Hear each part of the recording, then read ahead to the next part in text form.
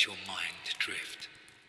Imagine for a moment that you're standing on a dirt path, the air heavy with the scent of damp earth and pine. The world around you is not your own. The hum of modern life, cars, phones, the buzz of electricity, it's gone, vanished.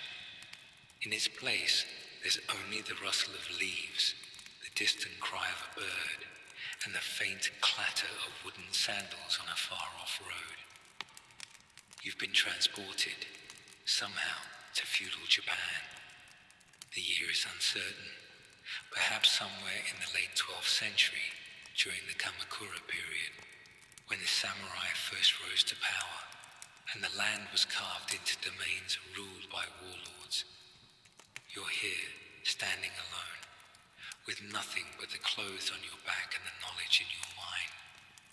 And as the sun dips low, casting long shadows across the rice fields, you begin to realize you may not last a day. The air feels different here. It's thicker somehow, as if the weight of centuries presses down on you. You take a step forward, your modern shoes sinking slightly to the soft earth. The path stretches ahead, winding through a landscape that is both beautiful and unforgiving. To your left, a field of green rice stalks sways gently in the breeze, tended by farmers whose backs are bent under the weight of their labor. To your right, a dense forest looms, its shadows hiding secrets you can't yet comprehend. You have no map, no guide, no understanding of where you are or where you're going. And that, dear listener, is the first reason you wouldn't last a day in feudal Japan, the weight of the unknown. You're a stranger in a land where every step could be your last. You don't speak the language, not the precise, poetic Japanese of the Heian court, nor the rougher dialects of the countryside. The words you might try to form would sound alien, clumsy, drawing suspicious glances from anyone you meet. Communication, that simple act you take for granted, is a barrier here. You might try to gesture, to point at your mouth for food or your hands for shelter, but such actions could be misread. In feudal Japan, etiquette is everything. A wrong gesture, a misplaced bow, could mark you as disrespectful, or worse, a threat. The people here live by codes you've never learned, rules woven into the fabric of their society. To them, you're an outsider, and outsiders are rarely trusted. Let's pause for a moment and imagine you've wandered into a small village. The houses are simple, made of wood and thatch, their roofs sloping to shed the frequent rains. Smoke curls from a chimney, carrying the faint smell of burning wood and cooked rice. You see a group of villagers gathered near a well, their clothing plain, coarse hemp tunics for the men, long robes for the women, their hair tied back with simple cords. They notice you, and their chatter falls silent. Their eyes, curious but wary, fix on you. You try to smile, to seem friendly, but the gesture feels hollow. You don't know their customs. Do you bow? Do you speak? Do you look away? The uncertainty gnaws at you, and already you feel the weight of being watched, judged, and found wanting. In feudal Japan, society is a pyramid, rigid and unyielding. At the top sit the emperor and the court, distant figures of divine reverence, but their power is often symbolic. Below them are the shogun, the military rulers, and their samurai, warriors bound by loyalty and the code of Bushido. Then come the farmers, valued for their rice, the lifeblood of the economy. Artisans and merchants follow, lower still, And at the very bottom are the outcasts, those deemed impure. You, with your strange clothes and stranger ways, don't fit anywhere in this hierarchy. You're an anomaly, a puzzle that doesn't belong. And in a world where belonging is everything, that makes you vulnerable. Imagine you approach one of the villagers, hoping for kindness. You point to your stomach, mimicking hunger. The villager, an older man with weathered hands, narrows his eyes. He speaks, his words sharp and unfamiliar, a cascade of syllables you can't grasp. You shake your head, trying to convey confusion, but his expression hardens. In this time, hospitality is not guaranteed. Resources are scarce: rice, water, shelter, and sharing with a stranger, especially one who looks so foreign, is a risk. The villager might think you're a spy, a bandit, or even a spirit, for folklore here is rich with tales of ghosts and tricksters. Your inability to explain yourself, to prove your intentions, makes you a liability. Let's linger on that thought for a moment. You're alone, without allies, in a land where trust is earned through lineage, loyalty, or shared hardship. You have none of these. Your modern knowledge, mathematics and science, technology, offers little help. You can't build a computer or explain electricity to people who have never seen a wheelbarrow. Your understanding of history might give you vague notions of samurai or shoguns, but it doesn't tell you how to navigate this village, how to avoid offending the local lord, or how to find food before nightfall. The sun is sinking lower now, the sky turning a soft shade violet, and the air grows cooler. You realize you have no shelter, no food, no plan. The weight of the unknown presses harder. Consider, too, the dangers of the land itself. The path you're on might lead to a village, but it could just as easily lead to a bandit's hideout or a sacred shrine where your presence would be a desecration. Bandits are common in feudal Japan, especially in times of war, and the Kamakura period is fraught with conflict. The Kinpei War, a struggle between the Taira and Minamoto clans, has only recently ended, leaving the countryside unstable. Displaced warriors, ronin without masters, roam the land, and they have little patience for strangers. If you encounter them, your lack of weapons, training, or even basic knowledge of combat leaves you defenseless. A sword, wielded with skill, could end your journey in moments.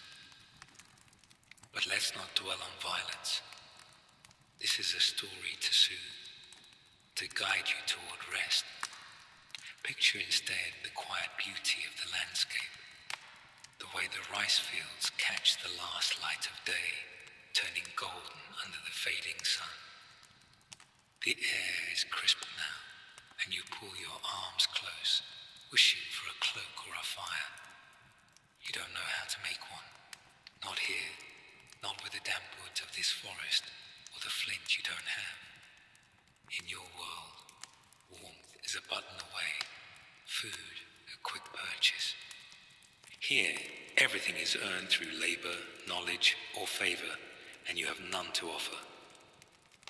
As you walk, your stomach growls, a reminder of another challenge: food.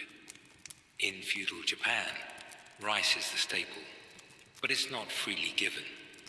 Farmers toil from dawn to dusk, their lives tied to the harvest.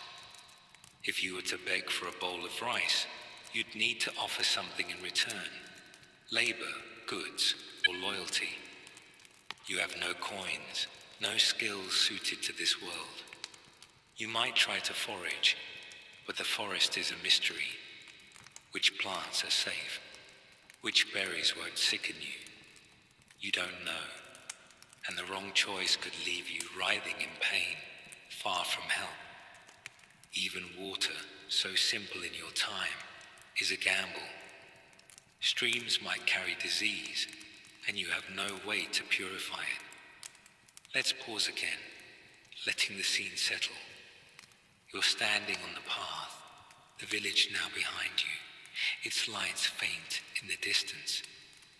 The stars are beginning to appear, unfamiliar constellations in a sky unpolluted by city glow. The silence is profound, broken only by the chirp of crickets and the occasional rustle in the underbrush. You feel small, exposed, a speck in a world that doesn't know you. The weight of the unknown is not just the language, the customs, or the dangers. It's the realization that you are utterly alone. No phone to call for help, no map to guide you, no safety net to catch you. In feudal Japan, survival demands knowledge you don't have, skills you've never learned, and a place in a society that has no room for you. Imagine now that you find a small clearing, a place to rest for the night. You sit against a tree, its bark rough against your back. The ground is cold, damp, and you have no blanket, no fire. The thought of sleep is tempting, but fear keeps you awake. What if a wild animal, a boar, a wolf, finds you? What if a patrol of samurai, loyal to the local lord, mistakes you for a trespasser? Even the villagers, kind as they might seem, could report you to the authorities, fearing your strangeness. In this world, order is maintained through vigilance, and you are a disruption. As the night deepens, you think of home, your bed, soft and warm, your kitchen stocked with food, your life, where the unknown is a minor inconvenience, not a constant threat. Here, every choice is a risk, every moment a test you're unprepared for. The weight of the unknown is not just a feeling, it's a reality that shapes every second of your existence. You close your eyes, not from sleep, but from exhaustion, hoping the morning will bring clarity. But deep down, you know, in feudal Japan, the morning might bring only new challenges. The night has passed, though sleep barely touched you. You wake, if you can call it waking, slumped against the rough bark of a tree in a clearing just off the dirt path. The air is cool, heavy with morning mist that clings to the rice fields in the distance. The sky is a pale grey, the first light of dawn creeping over the hills, painting the world in soft, muted tones. Your body aches, stiff from the cold ground, your clothes damp from the dew. But it's not the chill or the soreness that grips you most. It's the hollow, gnawing ache in your stomach. Hunger. You haven't eaten since you arrived in feudal Japan, and the realization settles over you like a heavy fog. Finding food here is not a simple task. It's a challenge that could unravel you before the day is done. This, dear listener, is the second reason you wouldn't last a day in feudal Japan, the tyranny of hunger. In your world, food is a convenience. A quick trip to a store, a meal heated in moments, a refrigerator stocked with choices. Here, in the Kamakura period, or perhaps the early Muromachi, food is a prize, earned through sweat, loyalty, or cunning. You have none of these. You stand, brushing dirt from your strange modern clothes, and look toward the village you passed last night. Its thatched roofs are just visible through the mist, smoke rising lazily from a few chimneys. The thought of rice, steaming and warm, pulls at you. But how do you get it? You have no money, no skills to trade, no place in this tightly knit world.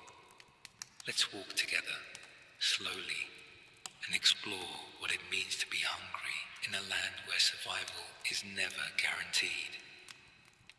You start toward the village, the path soft under your feet, each step sinking slightly into the earth. The air smells of wet grass and distant cooking fires, and your stomach twists again, sharper now. In feudal Japan, rice is the heart of every meal, the currency of life itself. Farmers toil endlessly to grow it, their lives bound to the cycles of planting and harvest. But rice is not shared lightly. It's taxed heavily by the local lord, stored in granaries guarded by samurai, and rationed carefully among the villagers. To ask for a bowl is to ask for a piece of their survival, and you, a stranger with nothing to offer, have no claim to it. Imagine you reach the edge of the village. The houses are quiet, but life is stirring. A woman kneels by a stream, washing clothes with steady, practiced motions. A man leads an ox toward the fields, his face lined with the weight of endless labor. You approach hesitantly, your hands empty. You try to gesture, pointing to your mouth, your stomach, hoping for kindness. The woman glances up, her expression unreadable, then returns to her work. The man with the ox doesn't even look your way. You're not one of them. You don't belong to the village, their lord, their world. In feudal Japan, community is everything, and you're outside it, a shadow on the edges. Let's linger here, in this moment of rejection. The hunger grows, the quiet ache that clouds your thoughts. You might think of begging, but begging is not simple here. To beg is to lower yourself below even the merchants and artisans, to the level of the outcasts, those deemed impure by society's strict rules. Even if you swallow your pride, the villagers have little to spare. Their own meals are meager, rice mixed with millet or barley to stretch it further, perhaps a few pickled vegetables or a sliver of dried fish on a good day. The idea of a feast, of abundance, is a dream for the wealthy, for the lords and samurai who live far from this village. For these people, every grain is counted, every morsel earned. You turn away, the village offering no answers, and look to the landscape around you. Perhaps you could forage. The forest nearby is dense, its shadows promising hidden bounty. But what do you know of foraging? In your time, food comes labeled, safe, prepared. Here, the wild is a gamble. You see berries on a bush, small and red, but are they safe? You don't know the plants of this land, the bitter yew that could stop your heart, the mushrooms that could twist your insides with poison. Even if you find something edible, you have no knife to cut it, no fire to cook it. You could try to eat it raw, but the thought of dirt and grit against your teeth, of the risk of sickness, makes you hesitate. Let's pause and breathe, letting the scene settle. Picture the forest, its trees tall and silent, their leaves whispering in the morning breeze. The air is cool, the mist curling around your ankles like a living thing. You're hungry, yes, but for now, you're safe in this moment, this quiet space between action and consequence. Hunger is a patient tyrant, not loud or violent, but relentless. It clouds your mind, weakens your body, makes every step heavier. And in feudal Japan, where food is scarce and guarded, hunger is a wall you cannot climb without help. Suppose you decide to try your luck elsewhere. You follow the path away from the village, hoping to find a temple, a merchant, someone who might show mercy. The road stretches on, winding through fields where farmers work, their heads bowed under conical straw hats. You watch them, envying the purpose in their movements. They have a place here, a role. They plant, they harvest, they pay their taxes in rice to the Lord, and in return, they eat. You have no such bargain. You might think to offer your labor to join them in the fields, but what do you know of rice farming? The back-breaking work of planting in flooded paddies, the delicate task of weeding, the endless cycle of tending and waiting. It's a skill honed over a lifetime, not a day. Even if you convinced a farmer to let you work, the reward would be small. A handful of rice, perhaps, or a bowl of thin gruel, and the work itself would exhaust you. Your body, unused to such labor, would falter under the sun, your hands blistering, your back aching. You might drop a tool, misstep in the mud, or worse, damage the crop. A mistake could anger the farmer, or worse, the overseer, who reports to the Lord. In feudal Japan, mistakes are not easily forgiven. The land is harsh, the rules stricter still, and you're already marked as an outsider. Let's drift to another possibility. Perhaps you hear of a market in a larger town, a place where merchants gather to trade rice, fish, cloth, and tools. The thought of a market sparks hope. Surely there you could find food. But as you walk, the hunger grows sharper, your legs heavier. The town is miles away, and the path is not safe. Bandits lurk in these times, especially in the unstable years of the Kamakura period, where wars and uprisings leave the countryside lawless. You have nothing to steal, but that makes you no less a target. A desperate man with a blade might see you as practice, or worse, a threat to be eliminated. Even if you reach the market, what then? You have no money. The currency here is rice, or sometimes copper coins from China, but you carry neither. Barter is possible, but what do you have to trade? Your modern clothes might draw curiosity, but they're also a liability, marking you as foreign, perhaps even a spy from the Mongol invasions that loom in this era's memory. A merchant might offer you a scrap of food out of pity, but pity is rare in a world where survival is a daily calculation. More likely, you'd be shooed away, or worse, reported to the local authorities. Let's rest here, imagining the market from afar. You can almost smell it. The tang of dried fish, the earthy scent of rice, the faint sweetness of fruit preserved for the wealthy. Your mouth waters, but the hunger remains, a quiet reminder of your fragility. In feudal Japan, food is not just sustenance. It's power, status, survival. The lords eat well, their tables laden with rice, watching, their loyalty to the Lord absolute. You, with no loyalty to offer, no name to claim, would be nothing but a liability. Let's pause, letting the shrine fade into the background.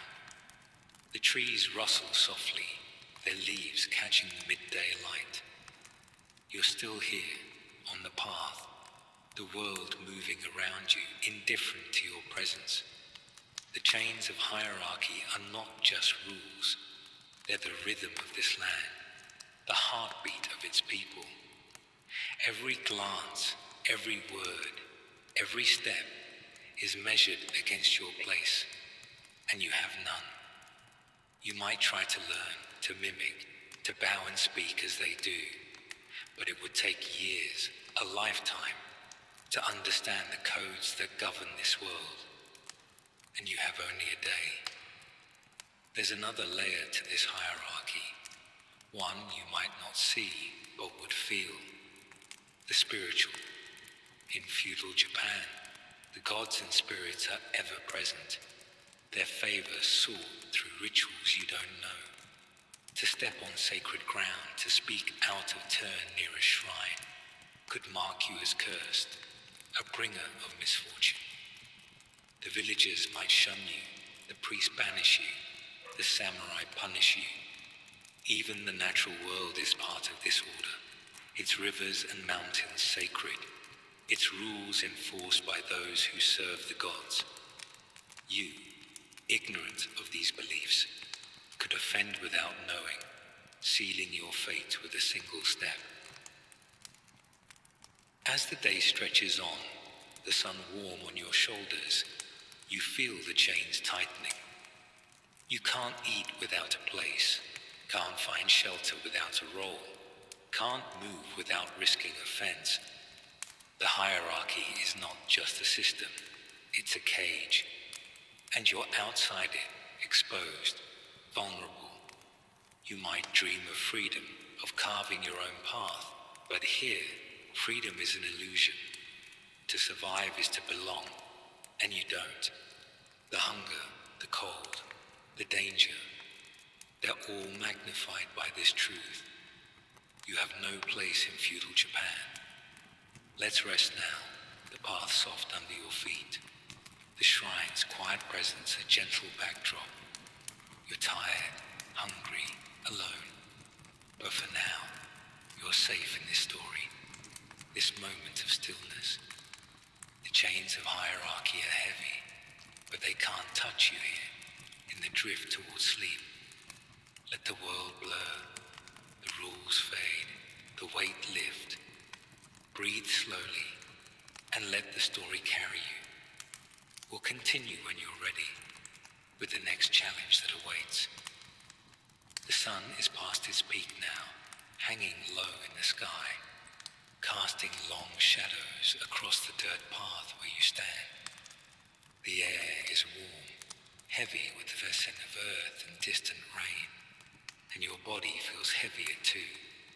Hunger still gnaws at you, a quiet ache that never leaves, and the weight of being a stranger in feudal Japan presses on your mind. But there's another challenge, one that creeps beneath your skin, unnoticed until it strikes. Your body, so accustomed to the comforts of your time, is fragile here. The world of feudal Japan, in the Kamakura period, or perhaps the early Muromachi, is a place where the smallest cut, the slightest sip of water, the mere act of breathing could betray you. This, dear listener, is the fourth reason you wouldn't last a day in feudal Japan, the perils of the body. Close your eyes and imagine yourself on this path, your modern shoes worn thin from walking, your skin prickling under the sun's unrelenting gaze. You're tired, your legs aching from hours of aimless wandering, your stomach empty. But it's not just hunger that threatens you now. It's the world itself, the water you might drink, the air you breathe, the ground you walk on. In your time, medicine is a phone call away, a hospital ready to mend you. Here, in this ancient land, your body is defenseless, exposed to dangers you've never faced. Let's walk slowly, together, and feel the fragility of being human in a world unprepared for you. You stop by a stream, its surface shimmering in the afternoon light. The water looks clear, inviting, and your throat is dry, your lips cracked. You kneel, cupping your hands, ready to drink. But pause for a moment. In feudal Japan, water is not always safe. Streams like this, winding through villages and fields, carry the traces of human life. Waste, runoff from rice paddies, the unseen filth of a world without sanitation. Dysentery, cholera, parasites. These are words you might know, but here, they're silent killers lurking in every sip. Your immune system, shaped by a world of clean water and vaccines, has never faced these threats. One drink could leave you doubled over, feverish, helpless, with no doctor to save you, no medicine to ease the pain. Let's linger on that thought, the stream gurgling softly beside you. You pull your hands back, uncertain, the thirst burning but the risk too great. You stand, wiping your damp hands on your clothes, and notice a small cut on your finger, perhaps from brushing against a thorn earlier. It's nothing in your world. A dab of antiseptic, a bandage, and it's forgotten. But here, in feudal Japan, a cut is a doorway. Without soap, without antibiotics, the smallest wound can fester. Infection sets in quickly, the skin swelling, the pain spreading. You have no herbs, no knowledge of the local remedies. Boiled willow bark, perhaps, or a poultice of unknown plants. Even if you did, you wouldn't know how to use them. The cut, so small, could end you in days. The air around you feels heavier now, not just with heat, but with unseen threats. Disease is everywhere in this time. Smallpox scars the faces of villagers. Tuberculosis lingers in crowded homes, and fevers claim lives without warning. Your body, unexposed to these plagues, has no defenses. In the village you passed, you saw children playing, their laughter bright but their cheeks pale, some coughing in a way that chills you. You don't know their illnesses, but they know you. A stranger, a potential carrier of something new, something worse. If you fall ill, no one will help you. The villagers fear disease as much as you do, and a sick outsider is a threat, not a patient. Let's drift to another danger, one you feel with every step. The path is uneven, studded with rocks and roots, and your modern shoes designed for paved streets offer little protection. You stumble, catching yourself, but the thought lingers. What if you fall? A twisted ankle, a broken bone. These are minor in your time, fixed with a cast or a brace. Here, they're a sentence. A broken leg means you can't walk, can't flee, can't work for food.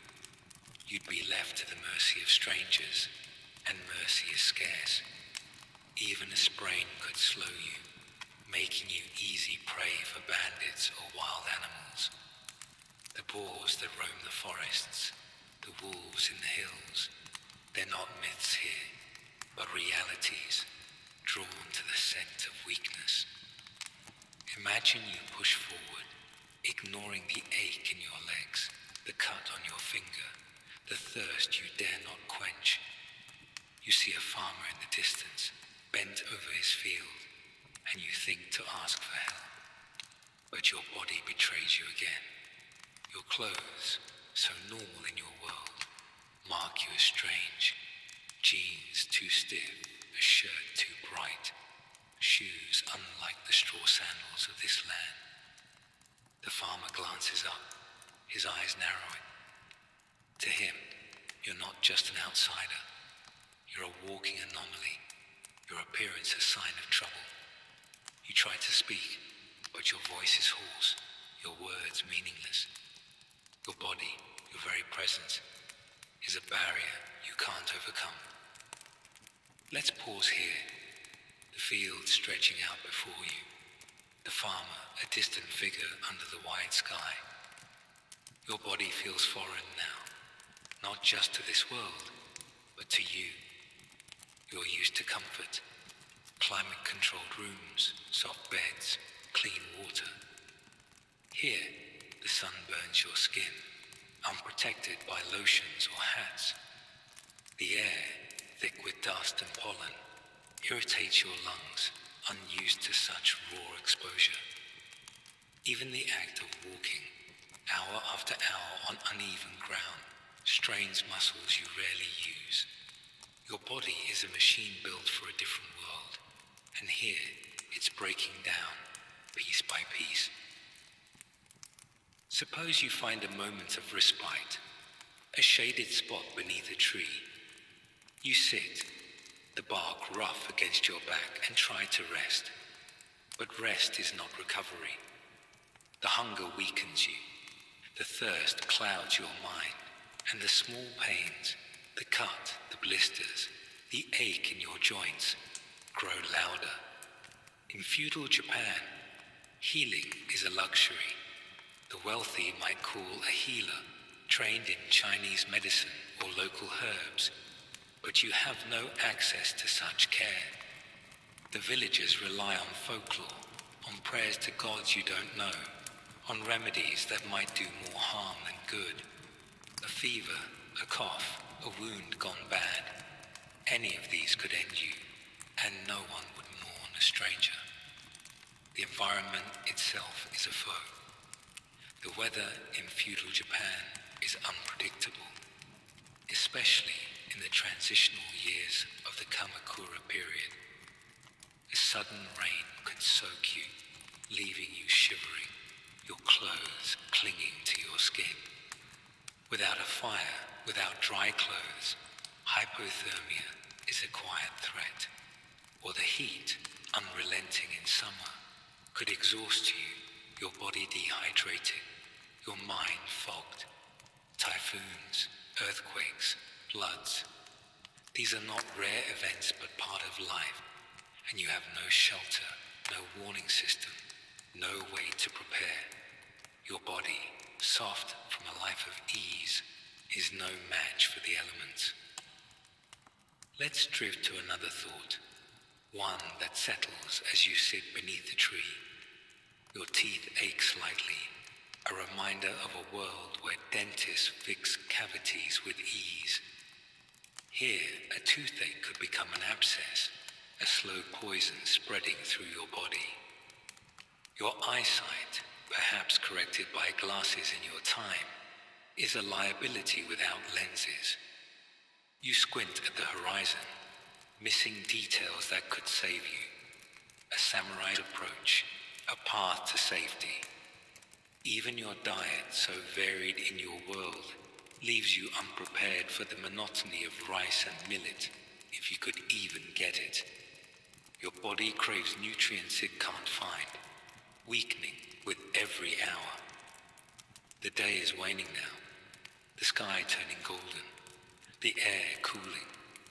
You're still here, under the tree, your body a collection of small betrayals, hunger, thirst, fatigue, the cut that throbs a little more. In feudal Japan, survival is a physical act, a battle fought with every step, every breath. You're not a warrior, not a farmer, not even an outcast with a role to play.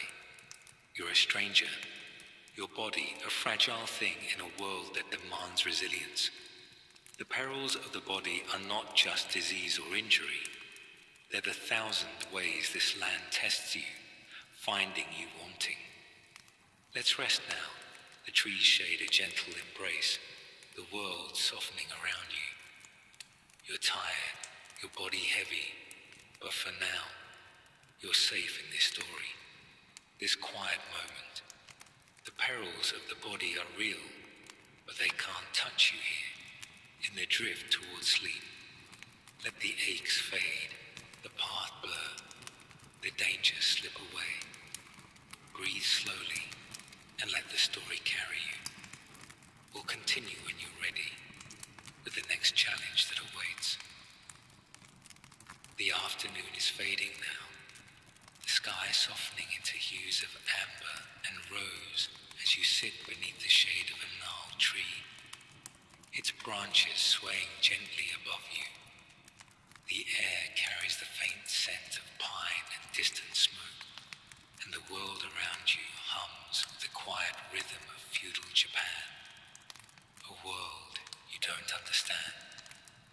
Your stomach aches with hunger.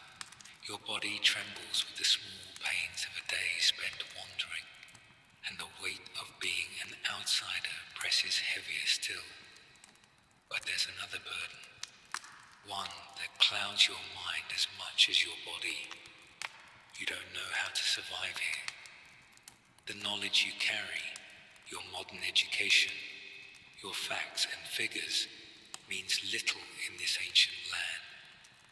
This, dear listener, is the fifth reason you wouldn't last a day in feudal Japan. The burden of ignorance. Close your eyes and let the scene unfold. You're on a dirt path, the village long behind you, the manor's gate, a memory of cold samurai stairs. The path stretches into the unknown, winding through fields and forests, toward a destination you can't name. In your world, knowledge is power, equations, history, technology at your fingertips. Here, in the Kamakura period, or perhaps the early Muromachi, knowledge is practical, immediate, woven into the daily lives of those who belong. You know none of it. You don't know how to light a fire without matches, how to find food that won't sicken you, how to speak the words that might win you shelter. Let's walk slowly, together, and feel the weight of what you don't know. You rise from under the tree, your legs stiff, your mind racing. You need food, shelter, safety. But each step forward is a guess, a gamble in a world where mistakes are costly. Let's start with something simple. Fire. The air is cooling as evening approaches, and you shiver in your thin modern clothes. A fire would warm you, cook any food you might find, signal for help. But how do you make one?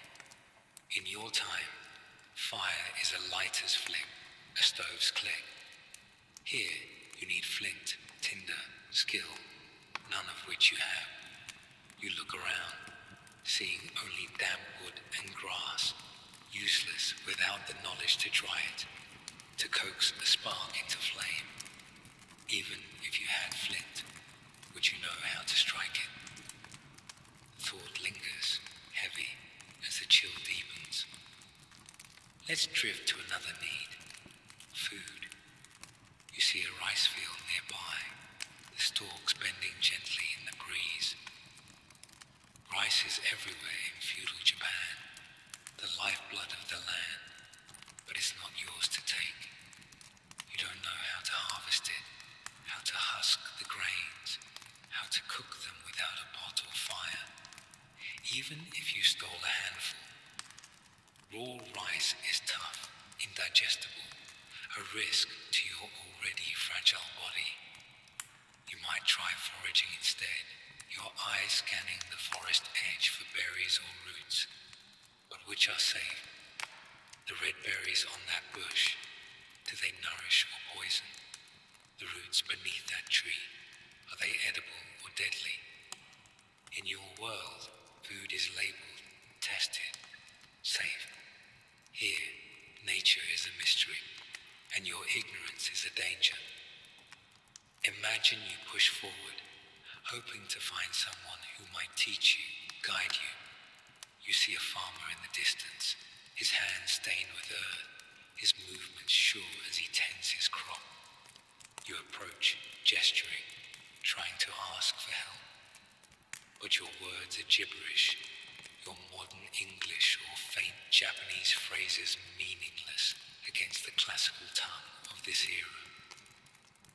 The farmer frowns, his eyes wary, and turns away.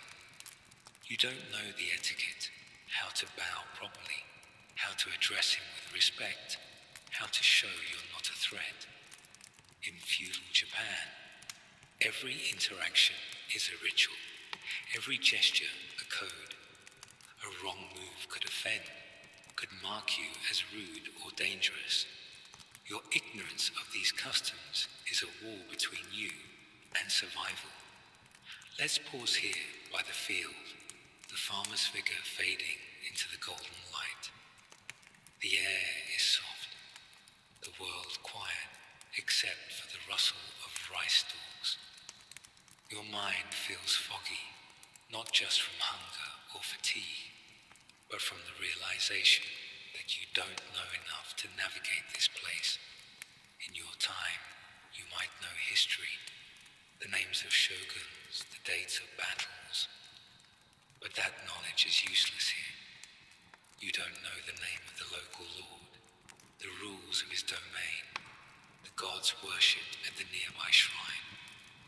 You don't know which paths are safe, which lead to bandit territory, which are sacred and forbidden. Every choice is blind, every step a risk. Suppose you try to learn, to watch and mimic. You see a group of villagers gathered near a well, their voices low, their hands busy with tasks you don't understand. Repairing a net, weaving straw, sharpening a tool.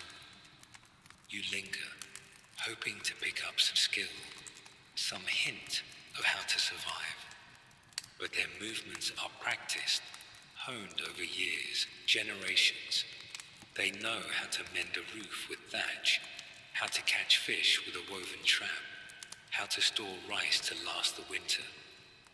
You, with your soft hands and untested skills, can't match them. Even if they let you try, your clumsiness would betray you, dropping a tool, tangling a net, wasting precious resources. Your ignorance is not just a gap, it's a liability. Let's drift to another challenge. Navigation. You need to move to find food or shelter before night falls, but the landscape is a labyrinth. There are no signs, no maps, no GPS to guide you. The paths twist through forests and fields, unmarked, their destinations known only to those who've walked them all their lives. You might follow a trail, hoping it leads to a town, but it could just as easily end at a river, a cliff, or a bandit's hideout. You don't know the landmarks, the sacred rock, the twisted tree, the shrine that marks the boundary of a lord's domain. In feudal Japan, travel is not a right, it's a privilege granted to those with purpose, with papers, with permission. You have none of these, and your ignorance of the land could lead you to ruin. Even the spiritual world is a mystery. You pass a small shrine, its torii gate weathered, its stones adorned with offerings of rice and cloth. You don't know whether to bow, to pray, to avoid it entirely. In feudal Japan, the gods and spirits are real, their presence felt in every tree, every stream. To disrespect a shrine, to step on sacred ground, could bring curses, or worse, the wrath of the villagers who guard their traditions. You don't know the rituals, how to purify your hands, how to offer a prayer, how to appease a spirit you've unknowingly offended. Your ignorance of these beliefs isolates you further, marking you as an outsider in a world the divine is as real as the earth beneath your feet. Let's rest for a moment. The shrine's quiet presence a backdrop to your thoughts. The air is cooling now, the sky deepening to a soft purple. Your body aches, your mind reels, but the greatest weight is what you don't know. You can't build a shelter, can't find food, can't speak the language or follow the customs. Your modern knowledge, science, history, technology is a faint echo, useless without the practical skills of this time. You might know the theory of fire, but not how to make it. You might know the history of samurai, but not how to avoid their blades. The burden of ignorance is not just a lack of answers, it's the absence of the questions you need to ask to survive. As evening settles, you sit again, the grass soft beneath you, the world growing quiet. You're tired, lost, a stranger in a land that demands knowledge you don't have. In feudal Japan, survival is a craft learned from childhood, passed down through families, communities, traditions. You're outside that chain, your mind a blank slate, in a world that writes its rules in blood and rice. The day is nearly gone, and your ignorance grows heavier with every hour, a shadow that follows you, unrelenting. Let's close our eyes now, the shrine fading into the twilight, the path blurring into darkness. You're weary, your mind heavy, but for now, you're safe in this story, this gentle drift towards rest. The burden of ignorance is real, but it can't touch you here, in the quiet space between waking and sleep. Let the questions fade, the world soften, the weight lift. Breathe slowly, and let the story carry you. We'll continue when you're ready, with the next challenge that awaits. Twilight wraps the world in a soft, violet haze as you sit on the grassy edge of the path, the air cooling against your skin. The day has worn you down. Hunger gnaws at your stomach. The weight of being an outsider presses on your mind, and your body aches from the trials of this unfamiliar land. You're in feudal Japan, somewhere in the Kamakura period, or perhaps the early Muromachi, where every step is a test you're unprepared for. Now, as the stars begin to prick the sky, you feel another presence, not human, but primal, lurking in the shadows of the forest nearby.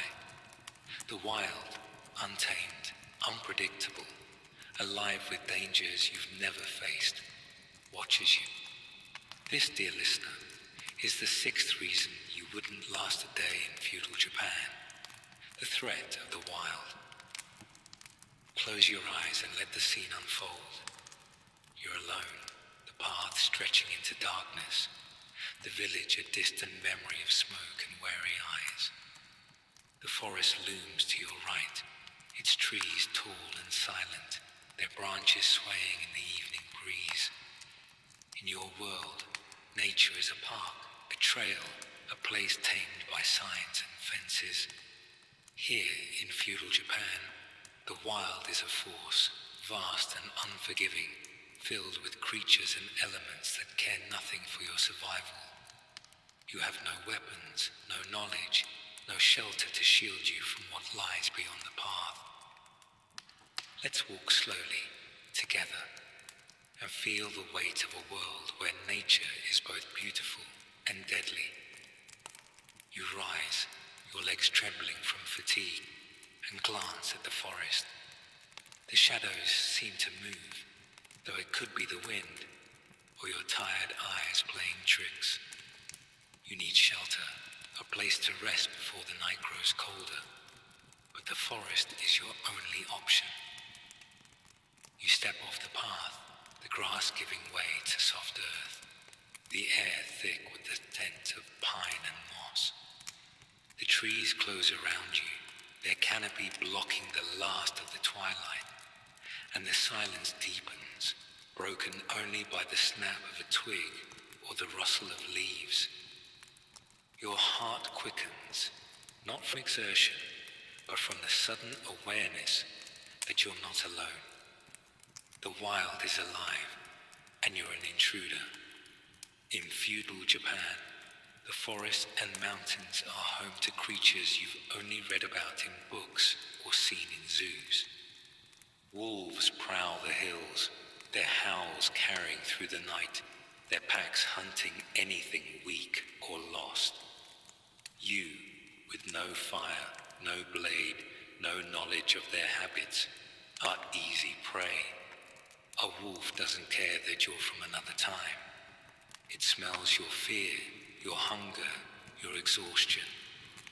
You might try to climb a tree, but your hands, soft from a life without labor, slip on the bark. You might try to run, but the forest floor is treacherous. Roots to trip you, branches to snag you. The thought of facing a wolf, its eyes glinting in the dark, sends a shiver through you, and you realize how fragile you are. Let's pause here, the forest quiet around you, the air heavy with the weight of unseen eyes. You freeze, listening, but the sounds are unfamiliar. A hoot, a rustle, a low grunt you can't place. Another creature haunts these woods, the boar. Wild boars are common in feudal Japan. Their tusks are sharp, their tempers unpredictable. A farmer might know how to scare one off, with shouts or a well-aimed stone. But you don't. You don't know their trails, their habits, or how to read the signs of their presence. A boar could charge from the underbrush, and your only defense, your fist, your voice, would be useless against its bulk and rage. The wild doesn't negotiate. It acts, and you're unprepared. The forest itself is a danger, even without its creatures. You stumble over a root, catching yourself on a tree, and notice the thorns on a nearby bush, their tips gleaming faintly. In your world, a scratch is a minor annoyance, treated with a bandage. Here, a thorn could pierce your skin, inviting infection in a body already weakened by hunger and thirst. The plants around you are strangers. Some might be food, others poison, and you don't know the difference. You see a vine with small, dark berries, tempting in your hunger, but you hesitate. Are they safe? You can't remember, and the memory of your world, with its labeled groceries and safety warnings, feels like a dream. Let's drift to another threat, one that settles over you as the air grows colder. The weather in feudal Japan is a force of its own, untamed by forecasts or shelters. The night is clear now, but clouds could gather in moments, bringing rain that soaks you to the bone.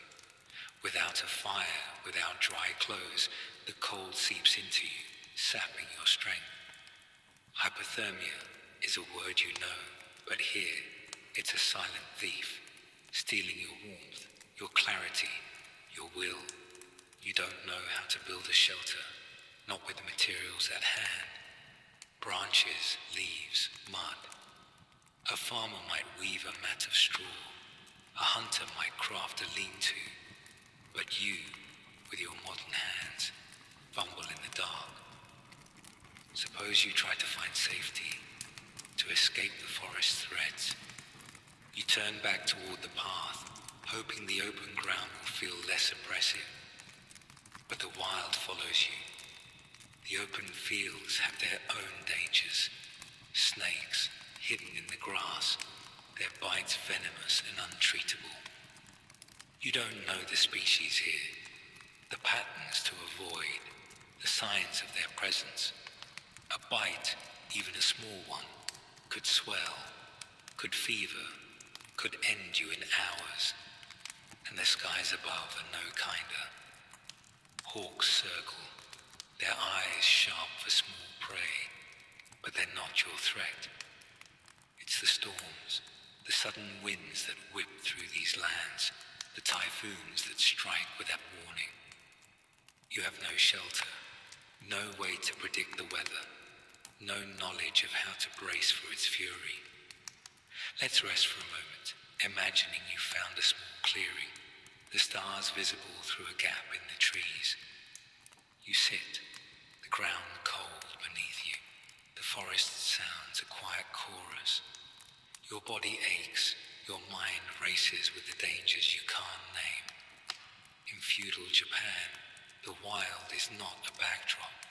It's a player, as real as the samurai or the farmers. The villagers know this. They know which paths to avoid, which seasons bring storms, which animals to fear. You know none of it. Your modern life, with its paved roads and climate-controlled rooms, has left you blind to the rhythms of nature. Even the insects, small but relentless, are a threat. Mosquitoes hum in the air, their bites itching, potentially carrying diseases you've never faced.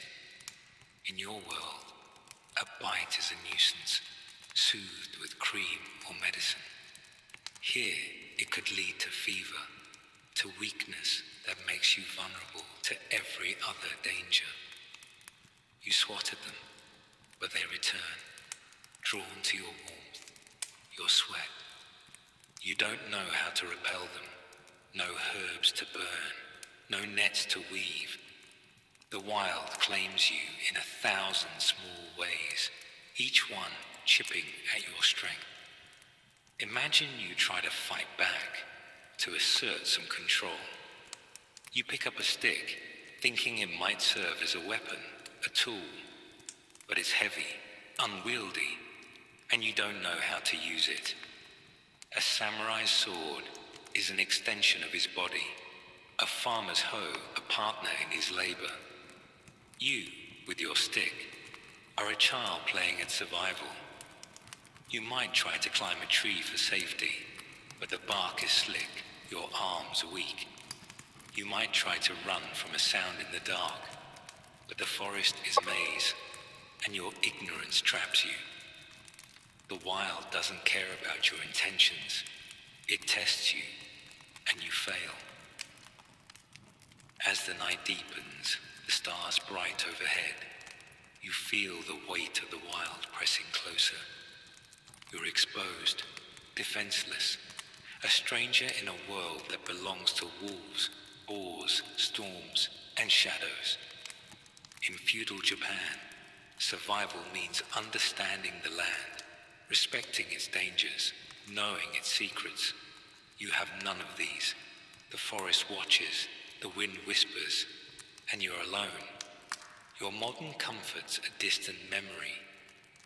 The threat of the wild is not just the animals or the weather. It's the truth that you don't belong, that this land will claim you if you falter. Let's close our eyes now, the clearing a soft cradle, the stars a gentle light. You're tired, cold, afraid, but for now, you're safe in this story, this quiet drift towards rest. The wild is real, but it can't touch you here, in the space between waking and sleep. Let the sounds fade, the dangers blur, the weight lift. Breathe slowly, and let the story carry you. We'll continue when you're ready, with the next challenge that awaits. The night has settled fully now, the sky a deep indigo, speckled with stars that cast a faint glow over the clearing where you sit. The air is cool, heavy with the scent of damp grass and distant wood smoke, and the world around you is quiet, save for the soft hum of crickets and the occasional rustle in the forest nearby.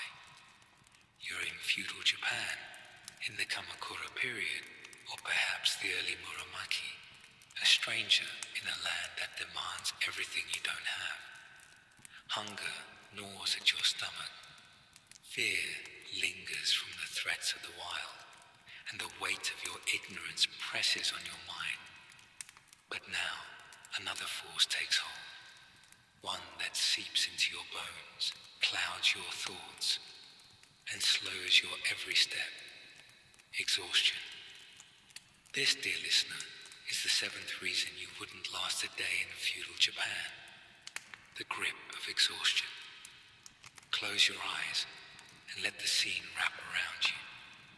You're slumped against the ground, the grass cold beneath you, your modern clothes damp from the night's dew. Your body aches, not just from hunger or the small pains of cuts and blisters, but from the sheer effort of surviving this day. In your world, rest is a given.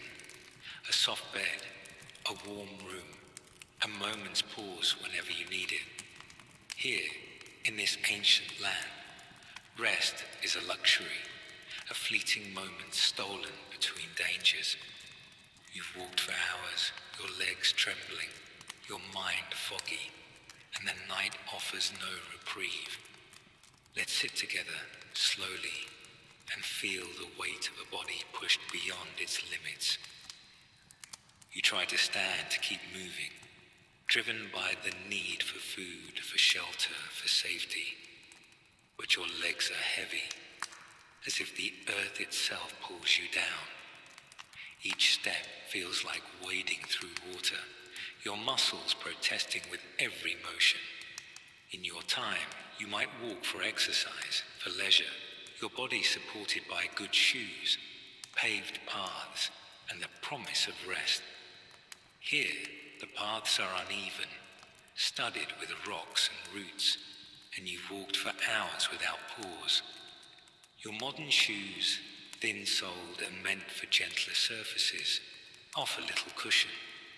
Your feet ache, blisters forming where the leather rubs. Each step a small agony you can't escape. Let's pause here in the clearing, the stars of faint comfort above. You sit again, too tired to stand, and notice how your breath comes shallow, your heart pounding from the effort of simply existing. Exhaustion is not just physical, it's mental.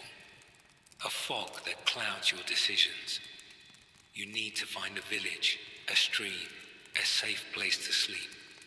But your thoughts are sluggish, tangled. Should you stay here, risking the cold and the wild? Should you walk on, hoping for a friendly face?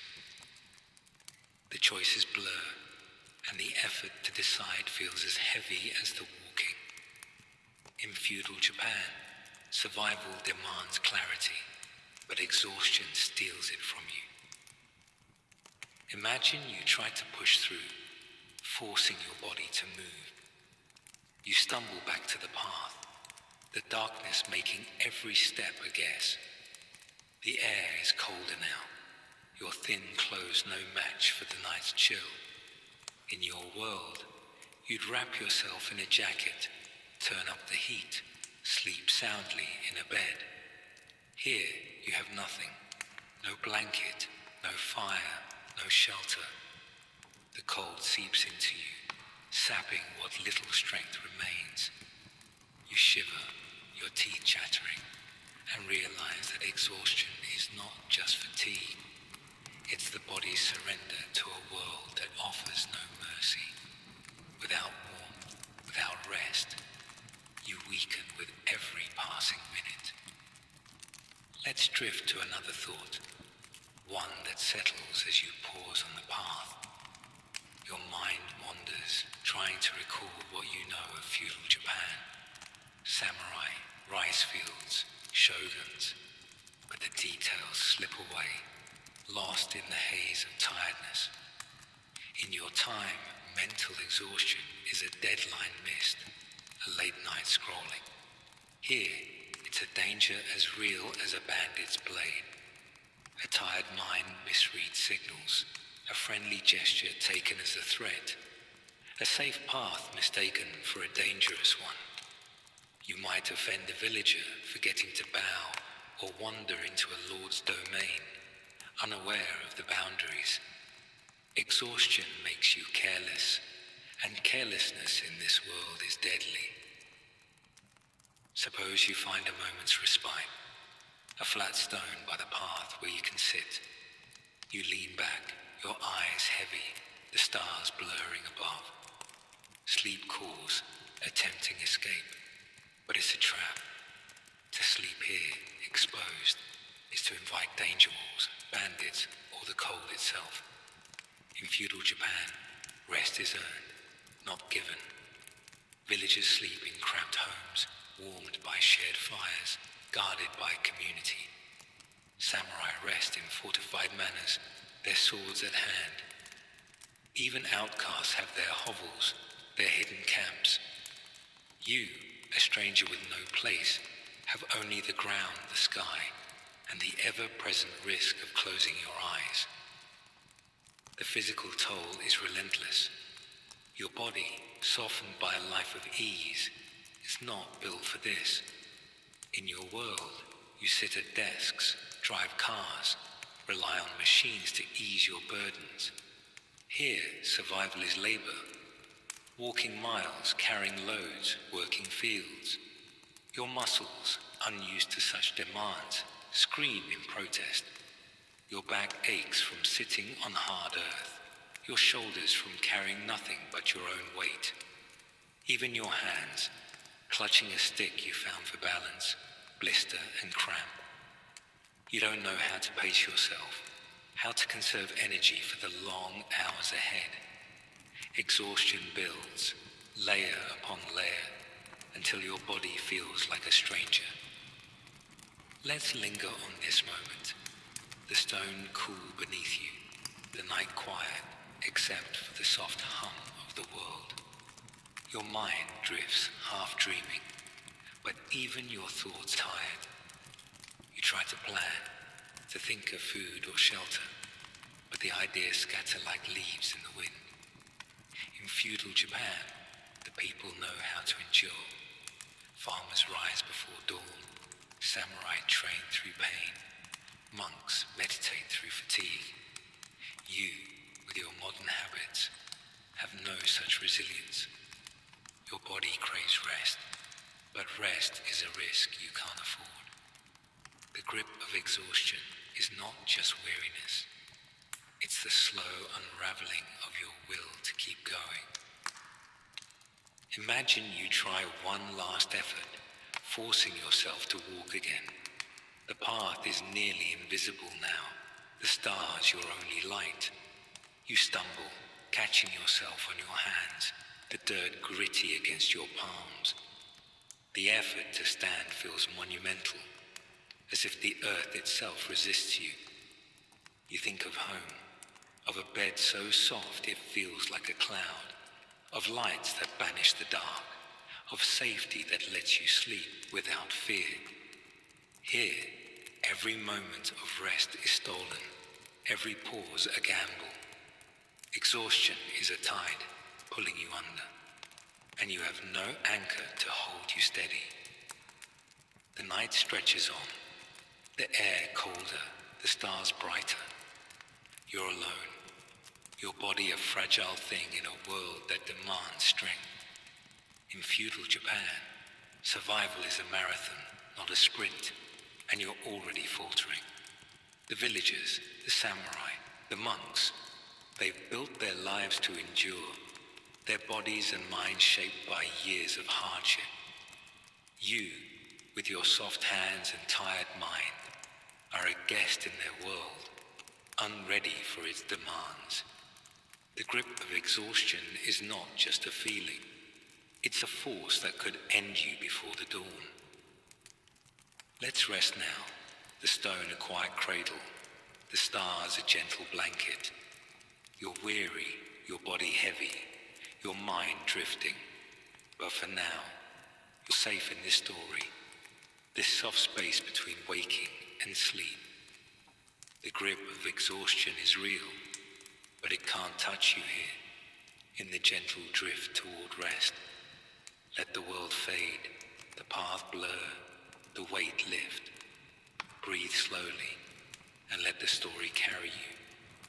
We'll continue when you're ready, with the next challenge that awaits. The night is deep now. The stars a quiet canopy above the clearing where you rest. Your back against a cold stone, the grass damp beneath you. The air carries the faint scent of earth and pine, and the world of feudal Japan in the Kamakura period, or perhaps the early Muromachi, feels both vast and suffocating. Your body is weary, your stomach empty, your mind clouded by the trials of this day. Hunger, danger, exhaustion. But there's another weight, one that settles in your chest, heavier than the cold or the fear. You are utterly alone. In this land, where community is the thread that binds survival, you are a stranger, unclaimed, unseen. This, dear listener, is the 8th reason you wouldn't last a day in feudal Japan. The isolation of the outsider. Close your eyes and let the scene wrap around you. You're on the edge of a path, the forest looming nearby, its shadows thick with secrets. The village you passed hours ago is a faint memory, its lights long swallowed by the dark. In your world, connection is easy. A phone call, a message, a familiar face to turn to. Here, in this ancient land, connection is everything, yet it's beyond your reach. You don't belong to a family, a village, a lord. You have no one to vouch for you, no one to share their fire or their rice. Let's sit together, slowly, and feel the weight of being alone in a world that thrives on belonging. You shift on the stone, your body aching, and listen to the night. The crickets hum, the wind whispers, but there are no human voices, no laughter, no songs to break the silence. In feudal Japan, life is woven into communities. Villagers who work the fields together, samurai bound by loyalty to their lord, monks sharing prayers in quiet temples. Everyone has a place, a role, a network of ties that hold them steady. You have none of these. Your modern clothes, your strange words, your clumsy gestures mark you as an outsider, a figure to be watched, suspected, avoided. The isolation is not just physical. It's a wall between you and the world.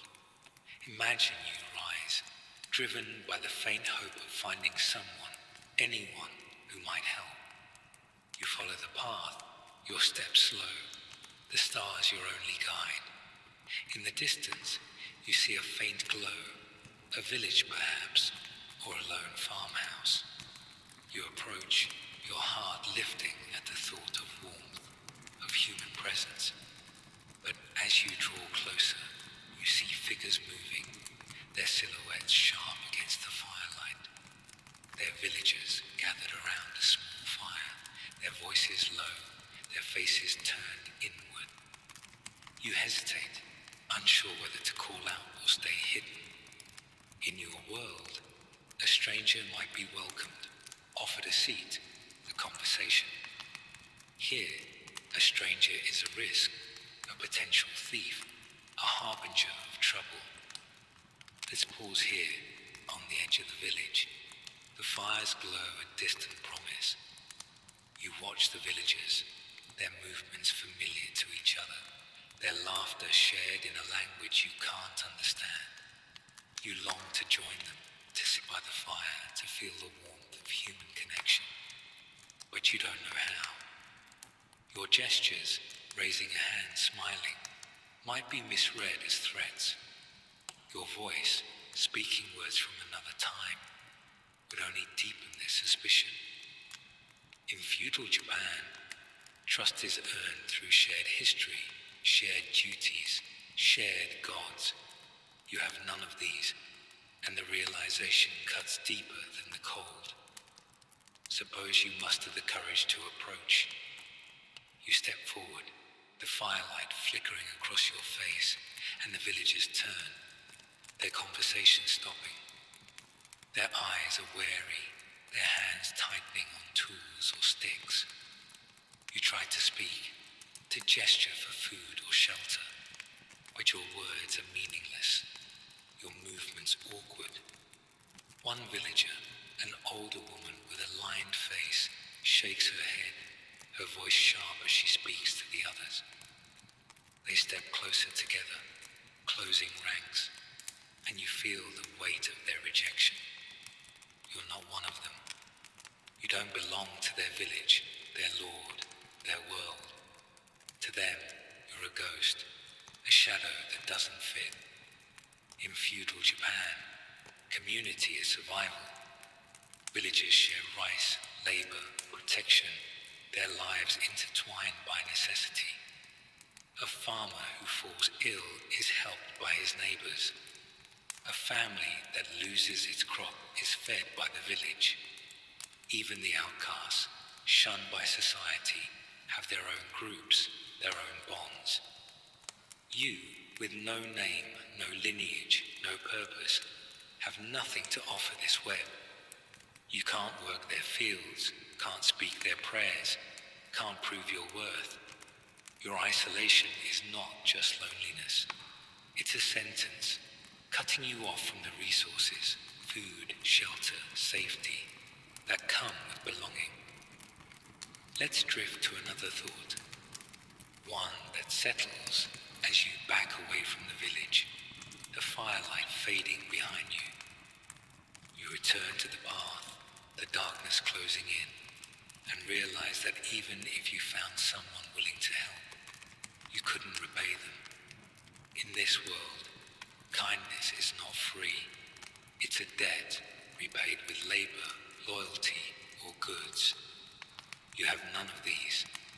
Your modern knowledge, science, history, technology means nothing to people who value rice, obedience, and tradition. You might try to tell them of your world, of machines that fly or lights that banish the dark, but your words would sound like madness, a tale of spirits or lies. The villagers would turn away, their trust withheld, leaving you alone once more.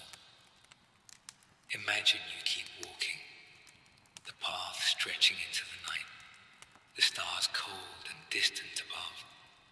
You pass a small shrine, its torii gate barely visible in the dark, its stones adorned with faded offerings. You don't know whether to bow, to pass by, to offer something you don't have. In feudal Japan, the spiritual binds people together, shared rituals to honor gods and ancestors. You're outside this too, ignorant of the prayers, the gestures, the stories that unite the villagers. To them, you're not just a stranger. You're a void, someone who doesn't share their gods, their fears, their hopes. The shrine stands silent, a reminder of another bond you can't claim. Let's pause here, the path quiet beneath your feet, the night a heavy blanket. The isolation grows, not just in the silence, but in the knowledge that you can't bridge it. You don't know the songs the villagers sing, the stories they tell by the fire, the names of their lords or their gods. You can't join their work, their worship, their lives. In your world, you might find connection through shared interests, shared moments. Here, connection is shared duty, shared history, and you have neither. The isolation of the outsider is a chasm, wide and deep, and you stand on its edge, alone. Suppose you try to find a place to belong, even for a moment. You see a group of travelers on the path, their lanterns bobbing like fireflies. You approach, hoping for kindness, but their eyes are hard, their words sharp. You're a risk, a stranger who could bring bandits, curses, or the wrath of the Lord. They hurry past, their lanterns fading, and you're left in the dark, the weight of rejection heavier than before. Even if they had stopped, you couldn't join them. You don't know their trade, their destination, their loyalties. You're a shadow, passing through a world that closes ranks against you.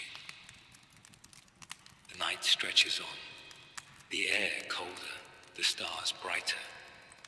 You sit again, the ground hard beneath you, and feel the isolation like a physical thing wrapping around you. In feudal Japan, survival is collective. Villages share burdens, samurai serve lords, Monks pray together.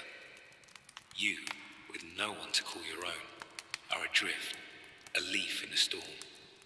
The villagers might pity you, but pity doesn't feed you, doesn't shelter you, doesn't make you one of them. Your isolation is a barrier, keeping you from the fire, the rice, the safety of belonging. Let's rest now, the path a quiet cradle, the stars a gentle light. You're weary, alone, your heart heavy with the day's rejections. But for now, you're safe in this story, this soft space between waking and sleep. The isolation of the outsider is real, but it can't touch you here, in the gentle drift toward rest. Let the loneliness fade, the world blur, the weight lift. Breathe slowly, and let the story carry you. We'll continue when you're ready, with the next challenge that awaits. The night is a quiet veil now, the stars bright above the path where you sit, your back against the cold, unyielding ground. The air carries the faint scent of damp earth and distant fires, and the world of feudal Japan, in the Kamakura period, or perhaps the early Muromachi, hums with a rhythm you cannot follow. Your body is weary, your stomach hollow, your heart heavy with the isolation of being an outsider. Hunger, fear, exhaustion, and the wild have tested you, but there's another force at work. One woven into every gesture, every glance, every moment of this land. Tradition. Its rules are unspoken, its expectations absolute, and you, a stranger from another time, are blind to them. This, dear listener, is the 9th reason you wouldn't last a day in feudal Japan. The weight of tradition. Close your eyes and let the scene unfold. You're alone on the path, the forest a dark wall nearby, the village a distant memory of firelight and closed faces. In your world, traditions are flexible, personal, often chosen or ignored. Here, in this ancient land, tradition is the backbone of life, a code that binds villagers, samurai, and monks alike. Every step you take, every word you might speak, is measured against rules you don't know. Rules of respect, of ritual, of survival.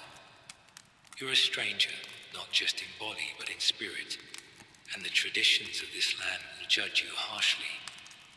Let's walk slowly, together, and feel the weight of a world governed by custom. You rise, your legs trembling from the day's trials, and move forward, driven by the faint hope of finding shelter or kindness. The path leads you toward a small shrine, its wooden torii gate barely visible in the starlight, its stones adorned with faded offerings of rice and cloth. You pause, uncertain. In your world, a shrine might be a curiosity, a place to snap a photo. Here, it's sacred, a home to spirits, a marker of tradition that demands respect. Do you bow? Do you step through the gate? Do you touch the offerings? You don't know, and your ignorance is a danger. A wrong move, stepping on sacred ground, failing to purify your hands, could offend the gods or worse, the people who guard their will. Let's pause here by the shrine, the air still and heavy with meaning. You stand, frozen, unsure how to act. In feudal Japan, every action is a ritual, every ritual a tradition. To approach a shrine, you must wash your hands at a stone basin. Bow twice, clap twice, bow again, a sequence you've never learned. If a villager saw you stumble through this, or worse, ignore it, they might see you as cursed, a bringer of misfortune. The gods they believe are watching, and their favor is earned through precise, practiced steps. You, with your modern habits, your casual disregard for such rites, are a disruption, a crack in the order of their world. Imagine you move on, leaving the shrine behind, its silence a reminder of your alienation. The path leads you toward a faint glow, perhaps another village or a lone house. As you approach, you see a group of people gathered, their voices low, their hands busy with some task, perhaps weaving straw or preparing food for a festival. You want to join them, to find warmth, but you hesitate. Tradition governs even this moment. In feudal Japan, gatherings are not open to all. They're for the village, for those who share the same lord, the same gods, the same history. You, a stranger with no name, no place, are an intruder. Your presence alone could break the harmony of their ritual. Suppose you try to approach, your steps slow, your hands raised to show you mean no harm. The villagers turn, their eyes narrowing, their hands stilling. You try to mimic a bow, but it's awkward, too quick or too deep. You try to speak, but your words, modern, foreign, sound like nonsense. One villager, an older man with a stern face, steps forward, his voice sharp. You don't understand his words, but the tone is clear. You're not welcome.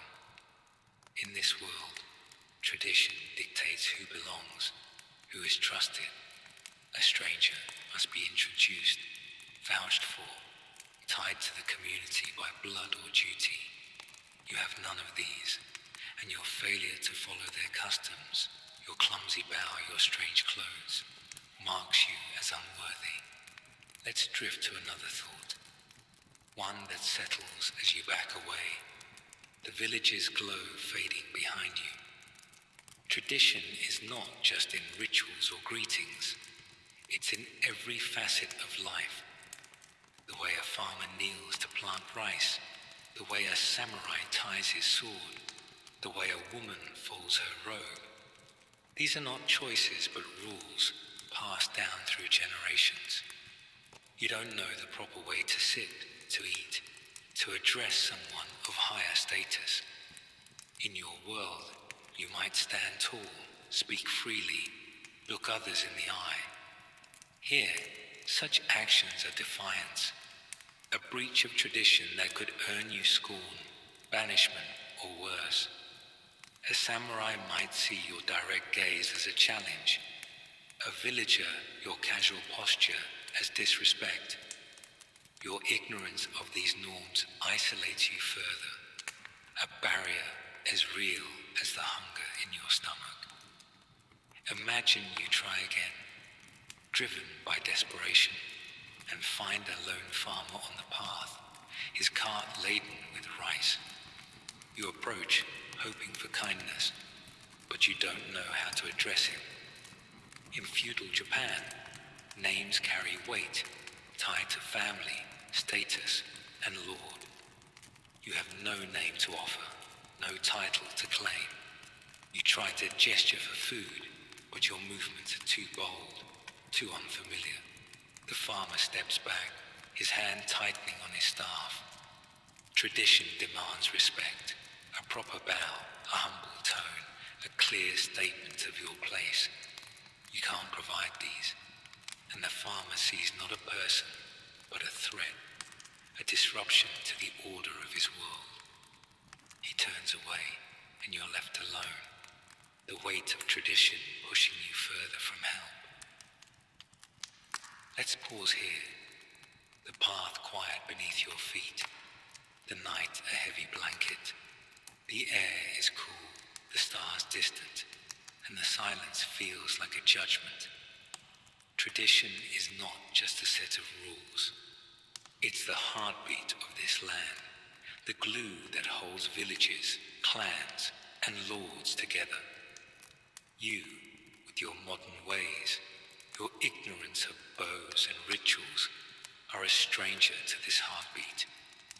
You don't know the festivals that mark the seasons, the prayers that honor the dead, the gestures that signal respect. Even the smallest act, eating rice, walking on a path, has its proper form, and you break it simply by existing. Suppose you try to learn, to watch and mimic. You see a group of women by a stream, washing clothes with careful, practiced motions. You linger, hoping to understand, to blend in, but their movements are a dance, learned from childhood, guided by tradition.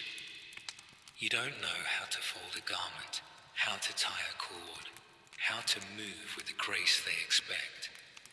If you tried to join them, your clumsiness would draw stares, whispers, maybe laughter. Tradition is not just action, it's identity, and you have none here. You're a shadow, moving through a world that demands precision you can't offer. The spiritual weight of tradition is heavier still. In feudal Japan, the gods and spirits are ever present, their favor sought through rituals you don't understand. You pass another shrine, its lanterns flickering faintly, and feel the urge to stop, to show respect, but you don't know how. Do you offer rice you don't have? Do you speak words you can't form? The villagers believe in Kamai, spirits in every tree, every stone, and their traditions, offerings, prayers, purifications, are a language you don't speak. To ignore these rituals is to risk their wrath, to invite misfortune. A villager might blame you for a failed crop, a sudden storm, seeing your presence as a curse. Tradition binds the spiritual to the physical, and you, outside it, are a danger to both. Let's rest for a moment. The path a soft cradle, the stars a gentle light.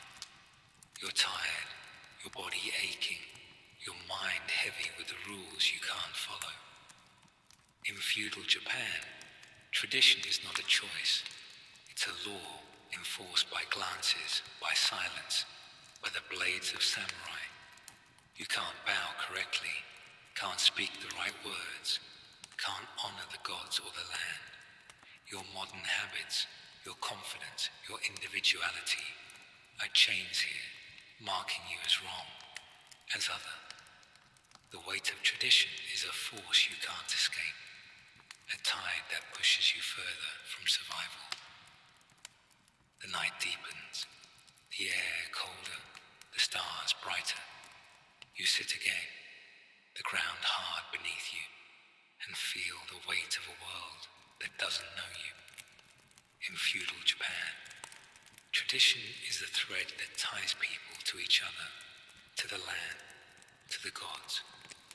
You, with no knowledge of its rules, no place in its order, are adrift, a stranger in a land that demands conformity. The villagers move through their rituals, their lives shaped by centuries of custom, and you can only watch, unable to join, unable to belong. Let's close our eyes now, the path fading into the dark, the world softening around you. You're weary, alone, your heart heavy with the rules you can't follow. But for now, you're safe in this story, this quiet drift toward rest. The weight of tradition is real, but it can't touch you here, in the space between waking and sleep. Let the rules fade, the world blur, the weight lift. Breathe slowly, and let the story carry you. We'll continue when you're ready, with the next challenge that awaits. The night is at its deepest now. The stars a shimmering veil above the path where you rest. Your body slumped against the cold, hard earth. The air is crisp, carrying the faint scent of pine and distant smoke. And the world of feudal Japan, in the Kamakura period, or perhaps the early Muromachi, feels both distant and oppressive. Your limbs ache from endless walking, your stomach twists with hunger, and your heart carries the weight of isolation, bound by traditions you cannot follow. This, dear listener, is the 10th reason you wouldn't last a day in feudal Japan. The fragility of trust. Close your eyes and let the scene wrap around you. You're alone on the path. The forest a silent shadow to one side. The faint glow of a village long faded behind you. In your world, trust is often assumed. A nod to a neighbor, a handshake with a stranger, a shared moment of understanding. Here in this ancient land, trust is rare, earned through blood, duty, or years of shared hardship. You have none of these. Your strange appearance, your foreign words, your ignorance of custom make you a puzzle, a risk, a figure to be feared rather than welcomed. Let's sit together, slowly, and feel the weight of a world where trust is a treasure you cannot claim. You shift on the ground, your body protesting, and listen to the night's quiet hum. Crickets, a distant owl, the rustle of leaves. The silence feels heavy, not just with loneliness, but with the absence of connection. In feudal Japan, trust is the thread that binds villages, clans, and lords. A farmer trusts his neighbor to share rice in lean times. A samurai trusts his lord to reward his loyalty. A monk trusts his temple to shelter him. You, with no name, no lord, no place, are outside this web. You long for someone to see you, to offer a bowl of rice or a corner by a fire. But trust is not given lightly, and you have nothing to offer in return. Imagine you rise, driven by the faint hope of finding someone who might look past your strangeness. The path leads you toward a flicker of light, a lone farmhouse, its thatched roof outlined against the stars. You approach, your steps soft, your heart pounding with the hope of kindness. A man stands outside, tending a small fire, his face weathered by years of labor. You pause, unsure how to begin. In your world, you might smile, offer a greeting, expect a response. Here, a stranger's approach is a threat, a signal of danger. You try to raise a hand to show you mean no harm, but the man's eyes narrow, his hand tightening on a staff. Trust, in this moment, is a bridge you cannot cross. Let's pause here, by the farmhouse, the fire's glow a faint temptation. You stand frozen, the man's gaze heavy on you. In feudal Japan, trust is tied to identity, who you are, who you serve, where you belong. You have no answers to these questions. Your modern clothes, jeans, a bright shirt, worn shoes, mark you as foreign, perhaps a spy, a bandit, or a spirit from the tales they tell by firelight. You try to speak, to gesture for food or shelter, but your words are meaningless, your movements clumsy. The man steps back, his voice low, calling into the house. Others appear, their faces wary, and you feel the weight of their suspicion, a wall you cannot breach. Suppose you try to prove yourself, to show you're harmless. You lower your hands, bow awkwardly, hoping to mimic their customs. But your bow is wrong, too shallow, too quick, and their expressions don't soften. In this world, trust is earned through shared history, through actions that align with tradition. You don't know their Lord's name, their village's rituals, their God's prayers. You can't offer labor, for you don't know their tools or tasks. You can't offer loyalty, for you have no ties to this land. To them, You're a risk, a stranger who could bring bandits, disease, or the wrath of a samurai. Trust, so fragile, shatters before it can form. Let's drift to another thought, one that settles as you back away, the farmhouse's light fading into the dark. Trust is not just personal, it's communal, woven into the fabric of this society. Villages survive because their people trust each other to share rice, to guard against bandits, to honor the same lord. Samurai trust their clans to uphold Bushido, to fight and die together. Even outcasts, shunned by all, trust their own kind to share scraps and secrets. You, with no community, no role, are a void in this system. Your presence alone disrupts the balance, a reminder that trust is a privilege you don't have. Imagine you keep moving, the path stretching into the night, the stars cold above. You see a group of travelers ahead, their lanterns swaying like fireflies. Hope stirs. You might join them, share their fire, find safety in numbers. You approach, your steps slow, your hands open to show peace.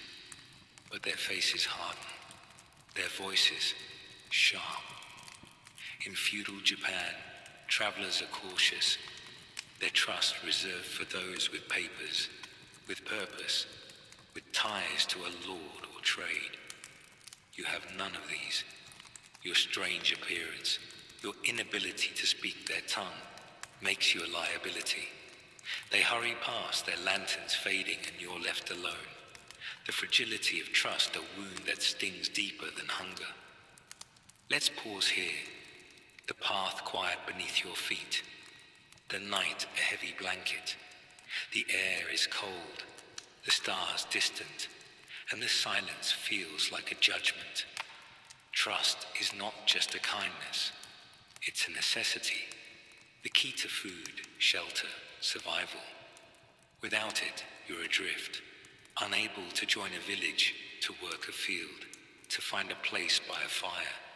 In your world, trust is built on shared moments, shared interests. Here, it's built on shared duty, shared history, and you have neither.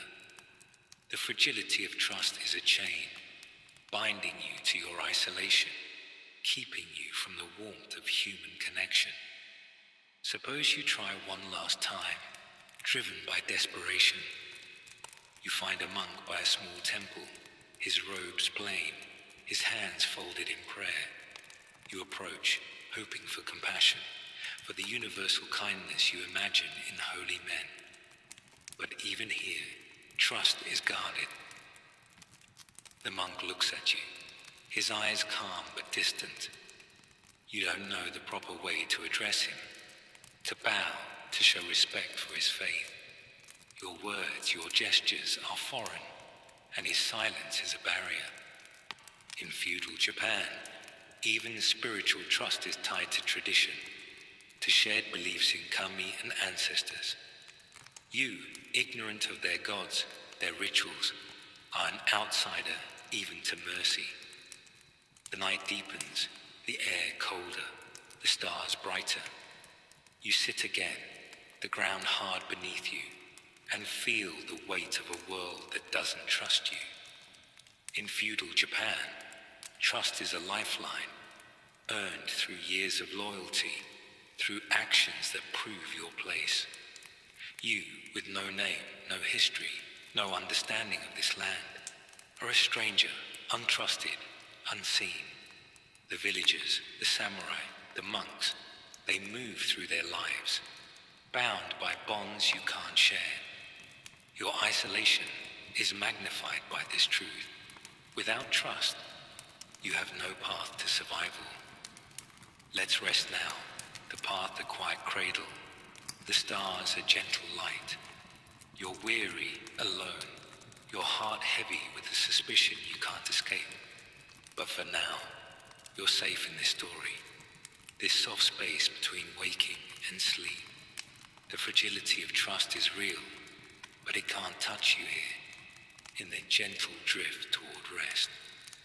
Let rejection fade, the world blur, the weight lift. Breathe slowly and let the story carry you. We'll continue when you're ready, with the next challenge that awaits. The night is at its quietest now. The stars a bright canopy above the path where you rest. Your body slumped against the cold, unyielding earth. The air is sharp with the chill of late night, carrying the faint scent of dew and distant wood smoke. And the world of feudal Japan in the Kamakura period, or perhaps the early Muromachi, feels like a dream you cannot wake from. Your limbs ache from endless walking, your stomach twists with hunger, and your heart is heavy with the isolation of being an outsider, bound by traditions and suspicions you cannot navigate. But there's another force at work, one that moves silently, relentlessly, shaping every moment of your struggle. Time, in this land, where every task takes hours, every need demands patience. Time is not your ally. This, dear listener, is the 11th reason you wouldn't last a day in feudal Japan, the mercy of time. Close your eyes and let the scene wrap around you. You're alone on the path.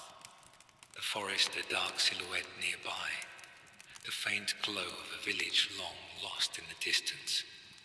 In your world, time is a servant. Microwaves cook in minutes, cars cross miles in moments, phones summon help with a tap. Here in this ancient land, time is a master, slow and unforgiving, demanding effort for every small gain. You need food, shelter, safety, but each requires hours of labor, knowledge, or connection you don't have. The day is nearly gone, and you're still adrift, time slipping through your fingers like sand. Let's sit together, slowly, and feel the weight of a world where time offers no mercy. You shift on the ground, your body protesting, the cold seeping deeper into your bones. The stars above mark the hours, their slow arc a reminder that dawn is still far off.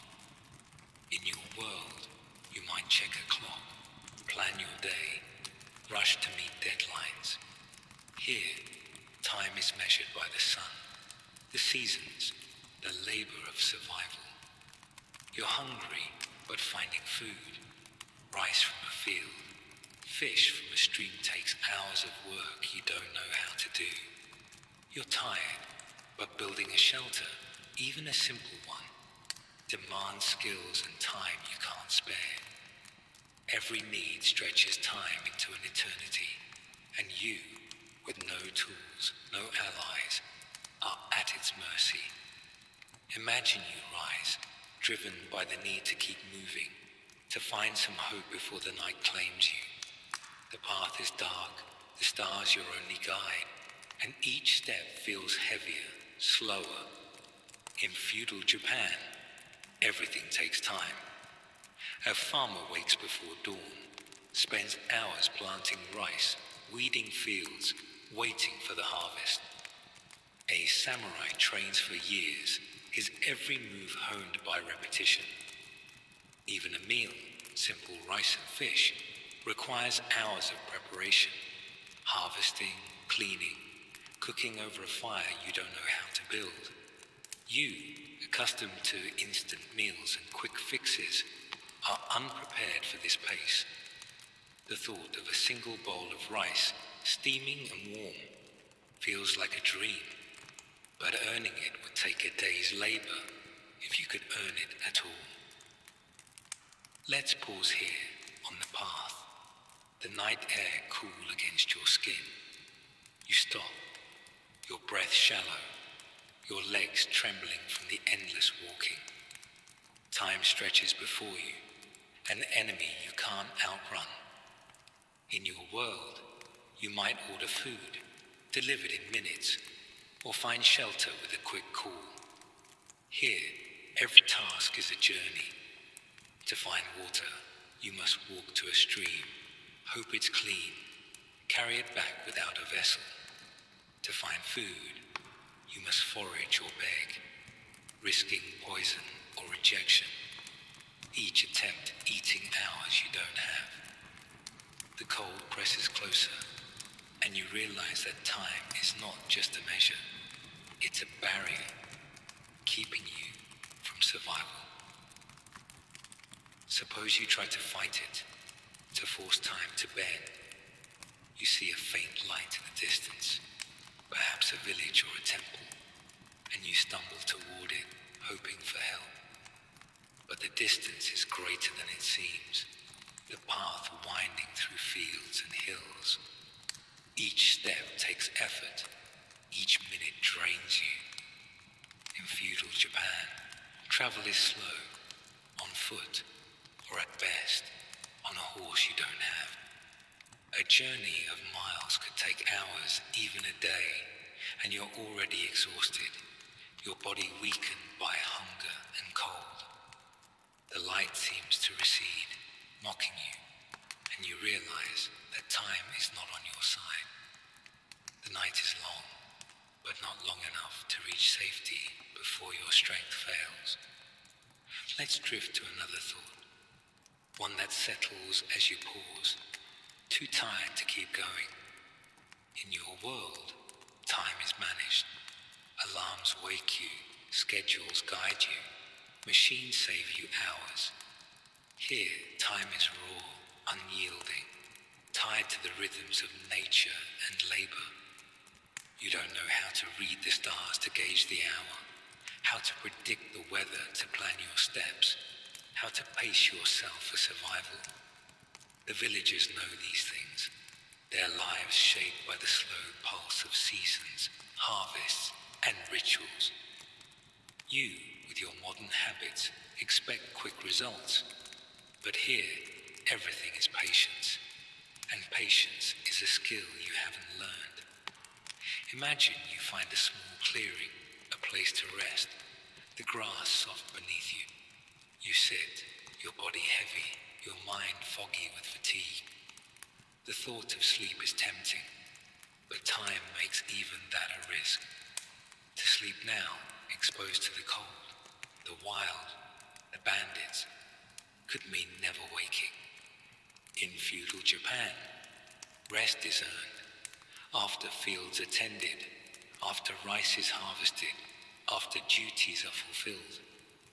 You have no duties, no place, but you also have no right to rest. Time demands you keep moving, keep searching, but your body begs to stop. The conflict tears at you, and the hours slip by, each one leaving you weaker. Let's pause here in the clearing. The stars are faint comfort above. The air is cold, the silence deep, and time feels like a weight pressing you down. In your world, you might solve problems with speed, a quick search, a fast drive, a ready solution. Here, every problem is a process, every solution a labor. To eat, you must find food, prepare it, cook it. Hours of work you don't know how to do. To find shelter, you must build it or earn it. Tasks that take time you don't have. The mercy of time is that it passes, but here it passes without kindness, leaving you further from survival. Suppose you try one last effort, pushing yourself to stand, to walk toward that distant light. The path is treacherous, the darkness hiding roots and stones that trip you. You fall, catching yourself on your hands, the dirt gritty against your palms. The effort to rise feels monumental, as if time itself resists you. In feudal Japan, time is a cycle, planting, harvesting, praying, fighting, and you're outside it, a stranger to its rhythm. The villagers move with it, their lives timed to the sun and the seasons. You, with your modern sense of urgency, are lost in its slow, relentless march. The night stretches on, the air colder, the stars brighter. You sit again, the ground hard beneath you, and feel the weight of time pressing you down. In feudal Japan, survival is a matter of endurance, of working with time, not against it. You, with no knowledge of its rhythms, no tools to ease its demands, are at its mercy. The villagers, the samurai, the monks, they know how to wait, how to labor, how to live within time's bounds. You, with your expectations of speed and ease, are a stranger to this patience, and time will not forgive you. Let's rest now. The clearing a quiet cradle, the stars a gentle light. You're weary, your body heavy, your mind drifting with the weight of hours lost. But for now, you're safe in this story, this soft space between waking and sleep. The mercy of time is real, but it can't touch you here, in the gentle drift toward rest. Let the hours fade, the world blur, the weight lift. Breathe slowly, and let the story carry you. We'll continue when you're ready, with the next challenge that awaits. The night is at its deepest now. The stars a shimmering blanket above the clearing where you rest. Your body slumped against the cold, unyielding earth. The air is sharp, heavy with the scent of dew and distant pine, and the world of feudal Japan in the Kamakura period, or perhaps the early Muromachi, feels like a weight you cannot bear. Your limbs ache from endless wandering, your stomach twists with hunger, and your heart is heavy with the isolation of a stranger bound by traditions, suspicions, and time's unyielding march. You face the unknown, the wild, the chains of hierarchy, and the fragility of your own body and mind. Now, as the night holds you in its quiet embrace, you face the final truth, the sum of these challenges, the reckoning of a day you cannot survive. This, dear listener, is the 12th reason you wouldn't last a day in feudal Japan, the final reckoning. Close your eyes and let the scene envelop you. You're alone in the clearing, the path a faint shadow stretching into the dark, the forest a silent wall of secrets. In your world, survival is a given. Food in stores, shelter in homes, help a call away. Here, in this ancient land, survival is a delicate balance, a dance of knowledge, strength, and belonging you've never learned. The day has tested you, hunger, fear, exhaustion, and the relentless rules of a world that doesn't know you. Now, as the stars wheel above, you feel the weight of all these trials converging, a final accounting of why you, a stranger from another time, cannot endure. Let's sit together slowly and reflect on the reckoning that seals your fate. You shift on the ground, the grass cold beneath you, your body a map of aches and pains. The hunger is a constant now, a dull throb that clouds your thoughts. You've walked for hours seeking food, but found only closed doors and weary eyes.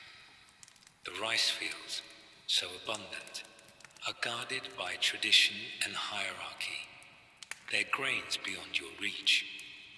You've tried to forage, but the forest's offerings are mysteries, berries that might poison, roots that might sicken. In your world, food is a choice, a convenience. Here, it's a prize, earned through labor or loyalty you don't possess. The reckoning begins with this truth. Without food, your body weakens, and time offers no reprieve. Let's pause here in the clearing. The stars a faint comfort overhead. You breathe, your chest tight, and feel the weight of the day's failures. The unknown was your first foe, the disorientation of a land where language, customs, and paths are foreign. You couldn't speak to the villagers, couldn't read the signs of danger or safety, couldn't find your way. Hunger followed, a tyrant that drove you to beg, to forage, to risk everything for a single bite. The hierarchy of this world rejected you, its rigid structure leaving no place for a stranger. Your body, fragile and untested, faltered under disease, injury, and the wild's relentless threats. Each challenge built on the last, a tower of obstacles you couldn't climb. Imagine you try to rise, to push forward one last time, driven by a flicker of hope. The path stretches into the darkness, and you stumble, your legs trembling, your vision blurred by exhaustion. In feudal Japan, survival demands resilience. Farmers toil through pain, samurai fight through fatigue, villagers endure through community. You, with no skills, no allies, no place, have only your will, and it's fading. The isolation of the outsider has cut you off from help, from warmth, from the shared strength that binds this world. Tradition has judged you, its rules a maze you can't navigate. Trust, so fragile, has eluded you, leaving you to face the night alone. Let's drift to another thought, one that settles as you sink back to the ground, too weary to move. Time has been your enemy, its slow, relentless pace mocking your need for quick solutions. In your world, you solve problems with speed, food delivered, shelter found, help summoned in moments. Here, every task takes hours. Every need demands patience you don't have. The wild has tested you, its wolves and boars a reminder of your vulnerability. Exhaustion has claimed you, your body and mind pushed beyond their limits. Each of these challenges, hunger, hierarchy, ignorance, violence, the wild time, has woven a net around you, and the final reckoning is that you cannot escape it. Suppose you close your eyes, the stars blurring above, and think of home. Your world, with its lights and warmth, its safety and ease, feels like a distant dream. In feudal Japan, there's no such comfort. The villagers sleep in their homes, warmed by fires and community. The samurai rest in fortified manors, their swords at hand. Even the outcasts, shunned and poor, have their hidden camps, their shared scraps. You, with nothing but the clothes on your back and the fading strength in your body, have no place to rest, no one to turn to. The reckoning is this: survival here is a collective act, and you're alone. Let's linger here, the clearing quiet, the night a soft cradle. The air is cold, the stars distant, and the weight of the day presses down. You've faced a land that demands everything: knowledge, strength, loyalty, endurance, and you've come up short.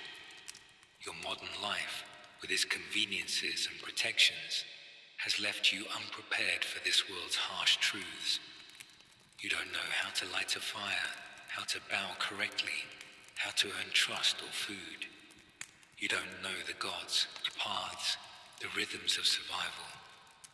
The final reckoning is not just that you failed, but that this world was never built for you. Imagine one last scene, a fleeting hope in the dark. You hear a sound, a cart creaking, a voice calling softly. You look up, seeing a faint lantern bobbing on the path. A traveler perhaps, or a farmer returning late. You want to call out to beg for help, but your voice is weak, your body too tired to move. The lantern passes, its light fading, and you're left in the dark, the moment gone. In feudal Japan, every chance is fleeting, every opportunity tied to rules and bonds you don't share. The reckoning is final. You are a stranger, and this land does not forgive strangers. The night stretches on, the air colder, the stars brighter. You sit, the ground hard beneath you, and feel the weight of a day that has broken you. Hunger, fear, isolation, tradition, time. Each has taken its toll, and together they form a truth you cannot escape. You wouldn't last a day in feudal Japan.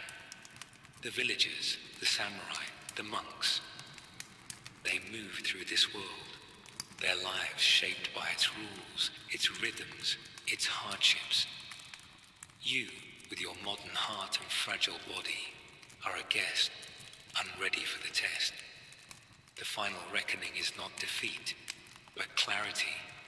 This world demands more than you can give. Let's rest now. The clearing a quiet cradle, the stars a gentle light. You're weary, your body heavy, your mind drifting with the weight of a day lost. But for now, you're safe in this story, this soft space between waking and sleep. The final reckoning is real, but it can't touch you here, in the gentle drift toward rest. Let the struggles fade, the world blur, the weight lift. Breathe slowly, and let the story carry you.